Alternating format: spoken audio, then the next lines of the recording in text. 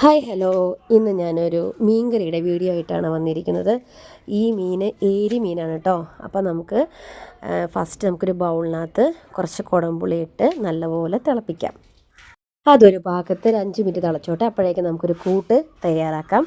കുറച്ച് തേങ്ങ എടുത്തിട്ടുണ്ട് ഞാൻ. അതിനകത്തോട്ട് കാശ്മീരി മുളക് പൊടി, നമ്മുടെ നോർമൽ സാധാരണ എരിവുള്ള മുളക് പൊടി, മഞ്ഞൾപ്പൊടി, ഒരു 3-4 ഉള്ളി എടുത്തിട്ടുണ്ട്, കുറച്ച് ഉപ്പ് ചേർത്തിട്ടുണ്ട്, ഒരു കതിര് കറിവേപ്പിലയും കൂടി ചേർത്ത് വെള്ളവും കൂടി ചേർത്ത് നമുക്ക് നല്ലപോലെ അരച്ചെടുക്കാം. കണ്ടോ, നല്ല സൂപ്പറായിട്ട് അരഞ്ഞ് കിട്ടിയിട്ടുണ്ട്. നമ്മുടെ അരപ്പ് ഇവിടെ തയ്യാർ. ഇനി നമുക്ക് എന്താണെന്ന് വെച്ച് കഴിഞ്ഞാൽ ഒരു ചട്ടി ചൂടാക്കാൻ വെക്കുക. ചട്ടി നല്ലപോലെ ചൂടാവട്ടെ കേട്ടോ. ചൂടായ ചട്ടിയിലേക്ക് നമുക്ക് വെളിച്ചെണ്ണ ഒഴിച്ചിട്ട് വഴറ്റേണ്ട സാധനങ്ങളാണ് കേട്ടോ. ഇഞ്ചി, വെളുത്തുള്ളി, ചുമന്നുള്ളി ഇതെല്ലാം നല്ലപോലെ ചതച്ചെടുത്തിട്ട് നമുക്ക് വെളിച്ചെണ്ണയിലിട്ട് വഴറ്റിയെടുക്കാം. ഓരോ പ്രാവശ്യം ചെയ്യുമ്പോഴും ഓരോ 2 നുള്ളി ഉപ്പ് കൂട്ടത്തിൽ ചേർക്കാറുണ്ട്. ഒന്നൊന്ന് ചതയ്ക്കുന്നതിൻ്റെ കൂടെയും പിന്നെ അരപ്പ് തയ്യാറാക്കിയപ്പോഴും അതിൻ്റെ കൂടെയും ഞാൻ ഉപ്പ് ചേർക്കാറുണ്ടായിരുന്നു. അപ്പോൾ നമ്മുടെ ചട്ടി ചൂടായി, അതിലേക്ക് നമുക്ക് കുറച്ച് വെളിച്ചെണ്ണ ഒഴിച്ചു കൊടുക്കാം. ആ വെളിച്ചെണ്ണ നല്ലപോലെ ചൂടാവണ വരെ ഒന്ന് വെയിറ്റ് ചെയ്യണം കേട്ടോ. എന്നിട്ട് നല്ലപോലെ ചൂടായ ശേഷം നമുക്ക് ഈ ചതച്ച് വെച്ച സാധനങ്ങളെല്ലാം എടുത്തിട്ട് അതിലേക്കിട്ട് നല്ലപോലെ വഴറ്റാം.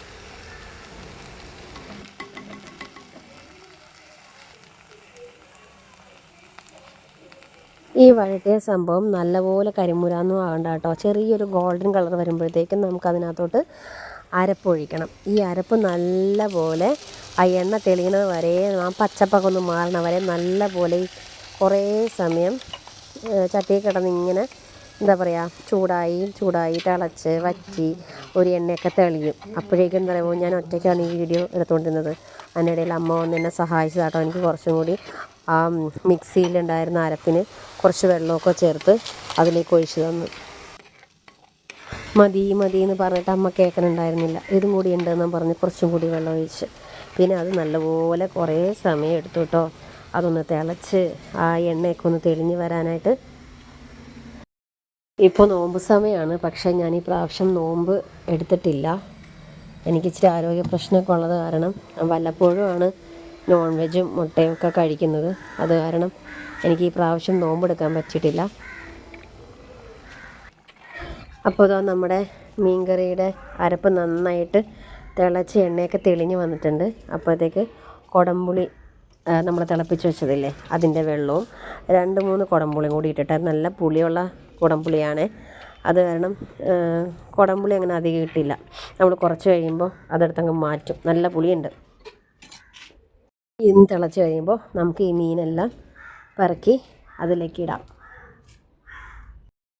അപ്പോൾ കറി നന്നായി തിളച്ചിട്ടുണ്ട്. അപ്പോൾ നമുക്ക് മീനുകളൊക്കെ ഓരോന്നായിട്ട് പറക്കിയിടാം.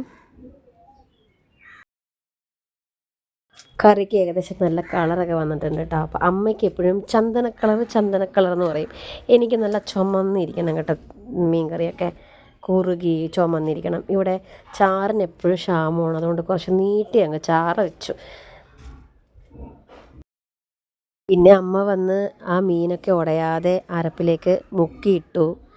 തവി വെച്ച് പതുക്കെ എന്നോട് പറഞ്ഞു, ഒരുപാട് ഇളക്കാൻ പാടില്ല, ഉടയും, ഇനിയൊരു തിളപ്പ് കഴിയുമ്പോൾ ചട്ടി ഒന്ന് കറക്കി വെക്കണമെന്നൊക്കെ പറഞ്ഞു. അപ്പോഴേക്കും ഞാൻ മറ്റൊരു ചട്ടിയിൽ വെച്ചിട്ട് എന്താ പറയുക, ചീനച്ചട്ടിയിൽ കുറച്ച് വെളിച്ചെണ്ണ ഒഴിച്ചു. അതിനകത്ത് കുറച്ച് ഉലുവ ഇട്ടു, കുറച്ച് കടുക് ഇട്ടു, ഒരു 3-4 ചെറിയ ഉള്ളി വട്ടം അരിഞ്ഞ് വെച്ചിട്ടുണ്ടായിരുന്നു, അതിട്ടു, കറിവേപ്പില ഇട്ടു, പച്ചമുളക് ഇട്ടു. ഇനി അത് നന്നായിട്ടൊന്ന് എന്താ പറയണതിന് വറവൽ ചെയ്യണം. നല്ലപോലെ ഒന്ന് ബ്രൗൺ കളറാകുന്നത് വരെ ഒന്ന് വറവൽ ചെയ്യുകയാണ് നമ്മൾ. എന്നിട്ട് ഈ തിളച്ച് പാകമായ മീൻകറിയുടെ പൊക്കത്തേക്ക് ഇതങ്ങോട്ട് ഒഴിക്കണം. അപ്പോൾ ഒരു മണമുണ്ട്. എന്നിട്ട് അപ്പം തന്നെ എന്ത് ചെയ്യണം, ഇത് മീൻകറി അങ്ങ് അടച്ച് 10 മിനിറ്റത്തേക്ക് വെച്ചേക്കണം. ഇത്രയേ ഉള്ളൂ എൻ്റെ വീഡിയോ.